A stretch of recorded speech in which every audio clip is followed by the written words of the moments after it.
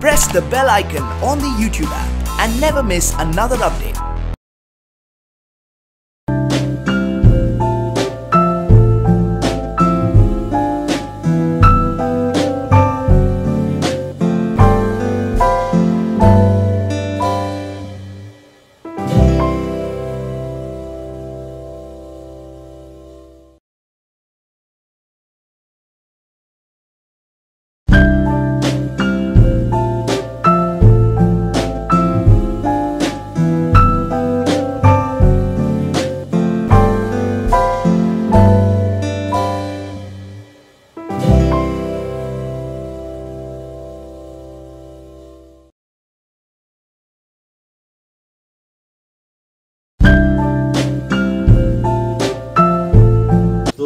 सोनू निगम जी हमारे बीच आ चुके हैं। सर, इन आवाजों को सुनकर कुछ कहना चाहेंगे आप? नमस्ते आप सभी को। मुझे स्वागत अपने ऐसे किया था कि वेरी मच फॉर क्या बोलूँ, मैं तो सुनता ही आ रहा हूँ, बहुत सारी आवाज़ों को सुनता। इन तक गाड़ी में भी एक आवाज़ को सुनते आ रहा हूँ मैं। सो अच्छी अच्छी आवाज़ें सुनने को मुझे मौका मिलता है एंड ऑब्वियसली भगवान ने इसी वजह से मुझे पैदा किया शायद कि मैं नई नई आवाज़ों को सुनूँ। मैं जब नया आया था तभी से ही मैं नई नई आवाज़ों के साथ भी जुड़ा रहा हूँ हमेशा। सो अभी तक यही प्रक्रिया चल रही है और मैं खुश हूँ इस बात से। ग्रेट। तो बेनेटल बिग गोल्डन वॉइस का ये सीजन 6 है। मैं आपको बता दूं कि 5 कमाल के सीजन्स के बाद इस छठे सीजन को जज कर रहे हैं हमारे अपने हम सबके प्यारे जो हमारे दिलों में रहते हैं, सोनू निगम जी। एक बार जम के तालियां हो जाए सोनू सर के लिए। देश भर से अलग अलग आवाजें यहां तक पहुंच रही है। 16 दिसंबर वो आखिरी तारीख है जब जो टैलेंट है वो अपने गाने को हम तक पहुंचा सकते हैं। बहुत सारे जरिए हैं जिसमें से एक सिंपल सा तरीका ये है कि आप देश में, पूरे भारतवर्ष में कहीं पर भी हो, फेसबुक पर जाइए 927 बिग FM। ये हमारा फेसबुक का पेज है, ऑफिशियल फेसबुक पेज। वहां पर आपको एक टैब दिखेगा बेनेटल बिग गोल्डन वॉइस सीजन 6 का। उस फॉर्म को फिलअप कीजिए और अपनी ऑडियो क्लिप अपलोड कीजिए और बस फिर सोनू सर जज करेंगे और ये सीजन आगे बढ़ेगा। क्या एक्सपेक्टेशंस है सर? क्या लगता है इस बार के सीजन में क्या कमाल होने वाला है? रेडियो में होने वाला मेरे ख्याल से एकमात्र एब्सोल्युटली कॉन्टेस्ट है जी, और इसकी पहली दफ़ा इसका मैं हिस्सा बन रहा हूँ। जी जी जी। हालांकि मैं बिग FM से हमेशा से जुड़ा रहा हूँ, शुरुआत से ही उसका मैं ब्रांड एम्बेसडर भी रह चुका हूँ। इसकी जब इनिशिएशन हुई थी बिग FM की तभी से मैं इसके शुरुआत से जुड़ा हूँ। तो अच्छी बात है। मैं देखूँगा कि मेरे ख्याल से हर जनरेशन में जो इंसान इवॉल्व होता है, एवोल्यूशन के हिसाब से इंसान तरक्की करता है क्योंकि उसके पास में रेफरेंस पॉइंट्स होते हैं। तो हमारे लिए रेफरेंस पॉइंट थे रफ़ी साहब, लता जी, आशा जी, किशोर कुमार जी, मुकेश जी, मंदानी साहब, हेमंत कुमार जी, तलत महमूद जी। फिर गज़ल गायकों में से कितने लोग थे जिनको सुने, क्लासिकल में हमने सुना। तो हमने एक तरफ म्यूज़िक को समझा और आगे तक लेकर आए। फिर हमको सुन के बहुत लोग और आगे आए हैं जो उनको और सुनने को मिलता है, मौका मिलता है। सो सबका इंटरप्रिटेशन बदलता रहता है ना। और मैं ये नहीं मानता कि कोई भी जनरेशन किसी से बेटर है, ये भी नहीं मानता मैं कि पुराने बेटर है या नया बेटर है। अच्छा बुरा हर जनरेशन में होता है और मेरे ख्याल से ये कहना भगवान के प्रति ये एक उनका उपहास होगा कि हम कहें कि तुमने एक बार तो अच्छे बना दिए, अब अच्छे बनाते नहीं हो, या तुमने अभी अच्छे बनाए पहले अच्छे नहीं बनाए, ये भी बात रहोगे। तो अच्छे बुरे हर दौर में होते हैं और अच्छों को चुनना अच्छे लोगों का काम है। क्या बात है। तो हम अच्छे लोग बनने की कोशिश कर रहे हैं अच्छे को चुनने के लिए। बहुत बढ़िया, बहुत बढ़िया। टेलीविजन पर तो आपने मतलब बेशुमार टैलेंट को जज किया हुआ है, लेकिन ये रेडियो पर जज करने का अनुभव कुछ अलग होने वाला है, कुछ हटके होने वाला है? जी, मैं अभी तो सिर्फ मैंने आपके लिए वो जो क्या बोलते हैं उसे, वॉइस नोट्स क्या बोलते हैं, प्रोमोज रिकॉर्ड किए हैं। अभी तो असली गेम बाकी है, असली खेल शुरू होगा। हाँ, तो पूरी खेल तो अभी मुझे देखना है, इसका मजा लेना है। ये आप मुझसे अंत में पूछिएगा कि कैसा रहा। बिल्कुल कैसा रहा। चलिए ठीक है। मैं हमारे दोस्त जितने भी मीडिया से आए हुए हैं उनसे दरखास्त करता हूं कि अगर आपके कोई सवाल हैं तो आप पूछ सकते हैं सोनू सर से। एनीवन? जी जी जी, टेबल लगा दीजिए। और जब तक कि टेबल यहां पर आ रहा है, मैं जानता हूं कि आप सब और आप सबसे ज्यादा मैं एक गाना सुना दीजिए जब तक टेबल आ रही है। माहौल बन जाएगा बेनेटल बिग गोल्डन वॉइस सीजन 6 का। सर वो तो आजकल के जो गाने हैं, आपने पूरा टेबल की बात, तो मैं टेबल पे सुना तो गाना है। क्या है कि आजकल क्या हो गया कि किसी भी गाने को, किसी भी लफ्ज को रिपीट करो ना तो गाना हिट हो जाता है।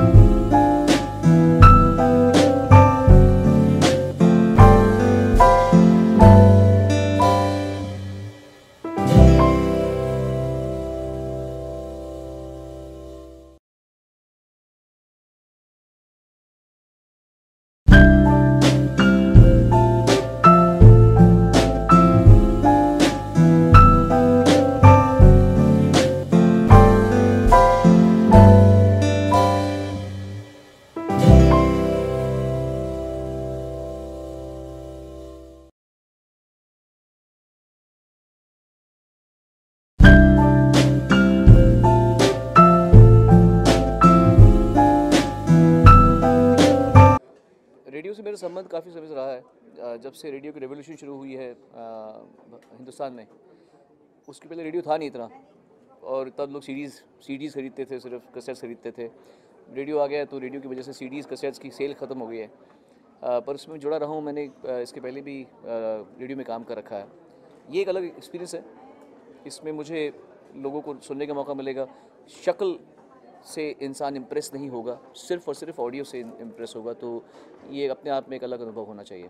क्या कुछ डिफरेंट दिखता है आपको रेडियो और फीचर शोज में, क्या कुछ डिफरेंट दिखता है? एक बात तो है कि इसमें ड्रामा नहीं होगा, जो कि बहुत ज़रूरी है। अगर सही मायने में सही कलाकार को परखना है तो उसके ड्रामे से दूर बचना पड़ेगा। वो क्या ड्रामा कर रहा है, मैं कितना गरीब हूँ, मैं कितना अमीर हूँ, मेरी माँ बीमार है, या मेरी टांग टूटी हुई है, मेरी आँख फूटी हुई है, या मैं मरने वाला हूँ, या मेरे को छोड़ के भाग गई है, या मतलब जो भी, ये चीज़ें अलग हैं। क्योंकि देखिए, कहानी हर इंसान की ज़िंदगी में होती है। मैं ये नहीं कह सकता कि मेरी कहानी आपसे ज़्यादा अच्छी है, आपकी भी कहानी होगी। उस कहानी को अगर मैं सुनूंगा तत्परता से, तो शायद मुझे आपकी कहानी में मर्म समझ में आएगा कि यार इस आदमी ने ज़िंदगी क्या जी होगी। तो हर इंसान की कहानी में, कहानी अलग चीज़ है, टैलेंट अलग चीज़ है। तो मेरा ये मानना है कि जब आप टैलेंट को जज करते हैं, चाहे वो पेंटिंग हो, चाहे वो गायन हो, चाहे वो नृत्य हो, चाहे वो लेखन हो, आपको उस टैलेंट पे ध्यान देना चाहिए बजाय कि उसके बैकग्राउंड पे या उसकी कहानी पे। क्योंकि नाटक बहुत लोग कर सकते हैं, अपने आप को उनको मालूम पड़ गया कि आजकल अगर थोड़ा सा अपनी कहानी बना दो तो लोग थोड़ा ध्यान ज़्यादा देते हैं या उनके बारे में बात करते हैं। लेकिन असल में सिर्फ और सिर्फ टैलेंट लास्ट तक साथ में रहता है। आप चाहे कैमरा पर्सन हों, चाहे आप फोटोग्राफी करते हों, चाहे आप एडिटिंग करते हों, आप कितना भी मार्केटिंग कर लें, कितना भी ड्रामा कर लें, अंत में आपका साथ टैलेंट देगा सिर्फ। तो ये जो हम जिस तरीके से अब जज कर रहे हैं, ये एक बिना किसी मैनिपुलेशन के खालिस आवाज़ को जज करने वाली बात है। मीन्स हम ये बोल सकते हैं कि अभी जो रिसेंट डेज में रियलिटी शोज में ड्रामे हो रहे हैं, इस तरह के जो वाक़े आ रहे हैं, हाँ, अच्छे भी हो रहे हैं, अच्छी भी बातें होती हैं। ऐसी बात नहीं है कि सारे ड्रामे होते हैं, लेकिन इस बात में कोई दो राय नहीं है कि एक बड़ी अच्छी बात जावेद अख्तर साहब बोलते हैं, और ये मैं हमेशा कहता हूँ, और जावेद साहब इसको और ज़्यादा मुझसे बोलते हैं, कि कभी भी क्रिएटिविटी के साथ में मार्केटिंग की टीम को इंटरफेयर नहीं करना चाहिए। मार्केटिंग का काम होता है मार्केटिंग करे, जो क्रिएटिव चीज़ आई है। जब मार्केटिंग टीम बताती है कि क्रिएटिविटी कैसे की जाती है, तो समझो कि वो प्रोडक्ट जो है वो मटमैला है, पोल्यूटेड है। तो जब आप कोई टेलीविज़न शो बनाते हैं, तो अगर आप क्रिएटिविटी पे ध्यान दें, क्रिएटिव टीम को अलग रखें, मार्केटिंग टीम ये ना बताए कि अरे you know what, I think you should do this, you should do that, you know people are getting TRP, you know what we do this, we do that and this and that and this. उसमें फिर आपकी creativity जाती है। फिर आपको जो नौसीखिए लोग हैं जिनको पता नहीं है, मान लीजिए जैसे मैं कैमरा का एग्जांपल दे रहा हूँ, अब आपको पता है ये कैमरा कैसे चलाना है, ये आपकी स्टडी है, आपने इस पर ज़िंदगी बिताई है, आप इस पर काम, रोज़ इसको आप पकड़। अब मैं बताऊँगा कि नहीं सर, ये एंगल को थोड़ा ऐसे कर दो, हाँ ये बटन रॉन्ग, ये रॉन्ग बटन दबा रहे हो अपना, इसको नहीं, इसको ऐसे।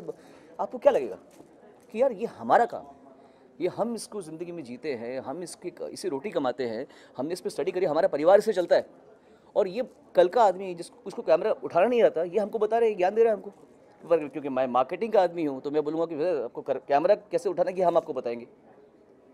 तो ये फ़र्क हो जाता है कि जब मार्केटिंग और क्रिएटिव लोगों को नहीं बोलना चाहिए कभी मार्केटिंग कैसे करनी चाहिए, ये भी बात है। जो जिसका एक्सपर्टीज़ है वो वैसे बोले। तो मैंने देखा है कि टेलीविज़न शोज़ में होती है, मैनिपुलेशन होती है। सो मेंटोर भी है, जज भी है, किस तरह के कंटेस्टेंट्स की आप तलाश करते हैं, किस तरह के कंटेस्टेंट? कुछ ऐसे कोई मैंने सोचा नहीं है, कोई धारणा लेकर नहीं आया हूँ मैं। जो भी है जैसा अच्छा हो, जो दिल को छुएगी आवाज़, जो अच्छी, जो सिंसेरिटी दिखाई देगी, उसी को चुनेंगे। जो उसी सर, आपने अपने गानों को लेकर, गाने के लिए कहा, तो आपने कहा सेंटेंस या फिर वर्ड रिपीट करने पर गाने हाँ होते हैं। तो क्या आपका इशारा रैप की तरफ था? नहीं, रैप में तो गाना बोला जाता है। गाने की ट्यून्स जिससे हम आजकल हुक लाइन कहते हैं, हुक लाइन रिपीट करके बनाई जाती है। नीली शर्ट वाली लड़की, नीली शर्ट वाली लड़की, हाय नीली शर्ट वाली लड़की, नीली शर्ट वाली लड़की, तो गाना बन गया ऐसे। बट बट सुन काफ़ी सिंगर्स ने क्रिटिसाइज भी किया हुआ है रैप को। नहीं, क्रिटिसाइज़ नहीं करना चाहिए कोई भी चीज़ को। मेरे हिसाब से आप अपना ईगो दिखा रहे हैं, क्रिटिसाइज कर रहे हैं। देखिए, जो वो कर सकते हैं वो हम नहीं कर सकते। आप कैसे कह सकते हैं कि जो बादशाह है या रफ्तार है वो बेकार है और हम बड़े अच्छे हैं? ऐसा नहीं कह सकते। उनकी अपनी स्टडी है यार, वो अपना कुछ कर रहे हैं, वो नया लेकर आए, उनका स्टाइल है, उनका म्यूजिक स्टाइल है, वो अपनी रिदम से कुछ कर रहे हैं, बना रहे हैं। I don't believe in criticising anybody. This is their thing, you do your thing properly. मैं मेरा काम पे ध्यान दूँ, मैं किसी और के काम की बुराई नहीं करूँ, मेरा ये मानना है। गाने भी रीमेक हो रही मूवीज के साथ में, क्या लग रहा है आपको कि और काफ़ी फ्लॉप भी हो रहे गाने से, इस बारे में क्या कहना चाहिए? काफ़ी क्या हो रहा है? फ्लॉप भी हो रहे क्या बात है, शाबाश। ये पसंद किया जाता था, अब उन्हें लोग उस रीमेक को नहीं पसंद। क्या है कि इसमें let's be very honest about, genuinely, इसमें कोई किसी की बुराई करने की बात नहीं है।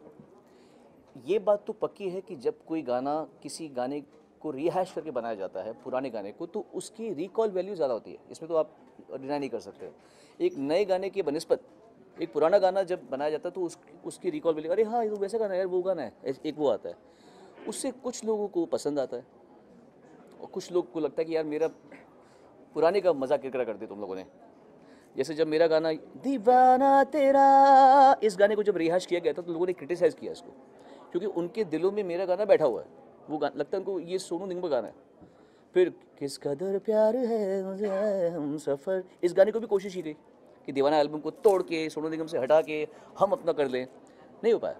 कुछ गाने लोगों के सिस्टम में बसे होते हैं, कल होना हो जैसे है, अब ये कल होना हो गाना मेरे साथ जुड़ गया है वो गाना। अब आप इसको तोड़ के बनाएंगे तो फिर शायद चल भी जाए, लेकिन मेरे हिसाब से नहीं चलेगा, क्योंकि कुछ गाने ऐसे हैं, अब रफ़ी साहब के कुछ गाने हैं जो हमको इतने अच्छे लगते हैं कि हम कभी उनको छेड़ेंगे नहीं। मैंने वर्जन गा रखा है, जब हम नए थे तो वर्जन गा रखा था। फिर मैंने गुलाबी आंखें गाया अभी, वो भी हमने ट्रिब्यूट देकर गाया है, रफ़ी साहब को ट्रिब्यूट देके। ये मेरा गाना बोल के नहीं गाया था, मैं जट यमला पकड़, मेरा गाना बोल के नहीं गाया था, ये रफ़ी साहब का ही गाना है। हमने उस रफ़ी साहब जिंदा नहीं है तो हमने गा दिया, ये सोच के किया। It is not like I have snatched, अब ये गाना मेरा हो गया, ऐसा नहीं है।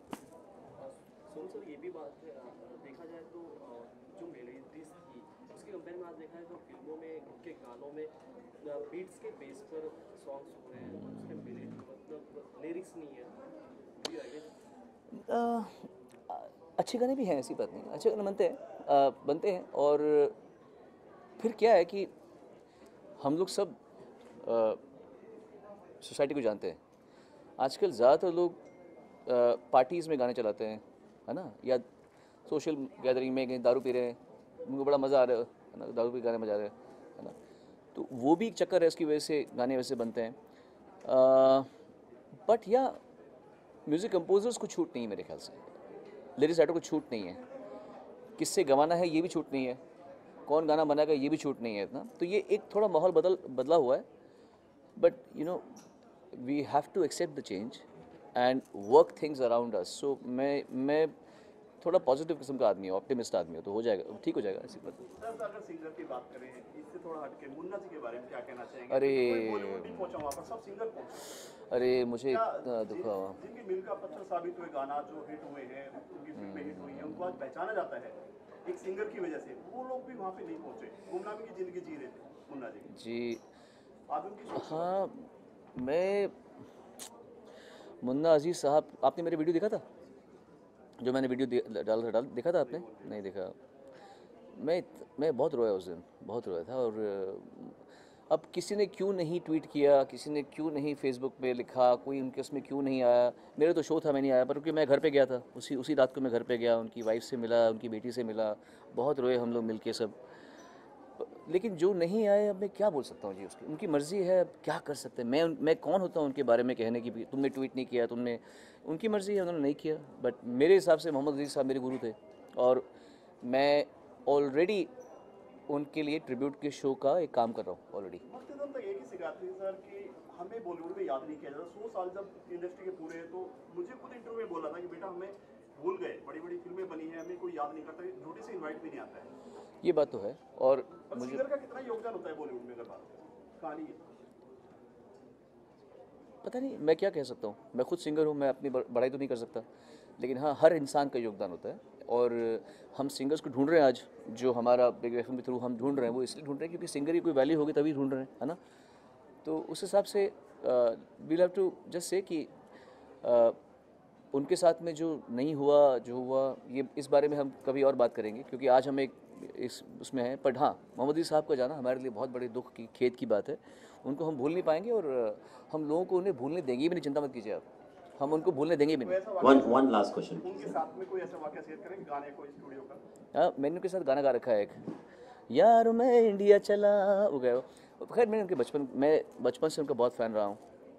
मुझे फर्स्ट टाइम मिले थे तो मुझे कहते हैं कि अरे बाबा तुम्हारा मैंने गाना सुना, लगता है एकदम शार्प मोहम्मद अजीज़। तो उम्र छोटी थी मेरी, because I used to follow him बहुत। तो उनको पता था कि मैं उसे बहुत प्यार करता हूँ। सो मुझे बहुत जल्दी चले गए, वो बड़ी दुख की बात। खैर चलिए। फाइनली सोनू सर, क्या हम आगे चल के आपको एक्टिंग करते हुए देख पाएंगे? मैं देखिए मैंने कभी इस पे प्लान नहीं किया था। मैं अभी भी हमेशा कहता हूँ कि मैंने कभी अपने लिए फिल्म नहीं बनाई। मैंने नहीं बोला मुझे हीरो रखो, लोग आए मेरे पास में ना, और फिर मेरा एक्सपीरियंस इतना अच्छा रहा नहीं, तो इसलिए मैं अभी तक मैंने कुछ सोचा नहीं है सर। बट मैंने अभी एक शॉर्ट फिल्म कर रखी है, स्पॉटलेस नाम है उसका, उसकी तारीफ़ है, काफ़ी अवार्ड जीत रही है वो काफ़ी फेस्टिवल्स में। वो आप देखेंगे, उसके बाद देखते क्या होता है। सोनू सर जाते नए साल की शुभकामनाएं कॉमन सामने कंटेस्टेंट्स को मैसेज भी क्या देंगे उसके साथ साथ? ठीक है, पहले मैं मैसेज देता हूँ। मैं आज ही नहीं, हाँ आज सुबह मैं 4:30 बजे से उठ के रियाज़ कर रहा था क्योंकि मुझे नींद नहीं आ रही थी और मैं सोचा था कि मैं टाइम को वेस्ट क्यों करूं, तो मैंने रियाज़ शुरू किया। फिर मैं मेरे बेटे को स्कूल में जब उठाया तो उसको मैंने कहा कि देख, इतनी उम्र के बाद में भी इंसान की जर्नी वो रियाज़ से चलती जा रही है और करना पड़ता है, गाने पे ध्यान देना पड़ता है, कोई भी काम करें आप उस पर मेहनत करनी पड़ती है। तो आपके लिए भी ये कहना चाहूँगा कि अगर आप आज रियाज़ कर रहे हैं तो आगे भी रियाज़ करना पड़ेगा आपको। You have to keep doing it. जितना मेहनत करेंगे उतना अच्छा होगा। And all the best to all of you. अच्छा गाइए, अच्छा सुनिए, अच्छा सोचिए, अच्छी बातें कहिए, लोगों को जज मत कीजिएगा। And that's it, all the best to all of you जी। और आप सभी को मेरी ओर से नए साल की बहुत बहुत शुभकामनाएं। आपका नया साल खूब उत्तम हो, खूब अच्छा रहे, आप अच्छी तरक्की करें, सुख से रहें, खुश रहें और अच्छा म्यूज़िक सुने, अच्छे म्यूज़िक की सराहना करें। वो बाद में करें, बाद में मैं असल में मेरा पहला काम है, एक मैं वीडियो शूट कराऊंगा 4 तारीख को करनाल में। तो मेरी नए साल की शुरुआत एक बहुत अच्छी वीडियो से होगी जो मैं एक फ़िल्म के लिए कर रहा हूँ और उसका एक वीडियो शूट है करनाल में, वो कर रहा हूँ। Thank you so much, thank you all of you, thank you.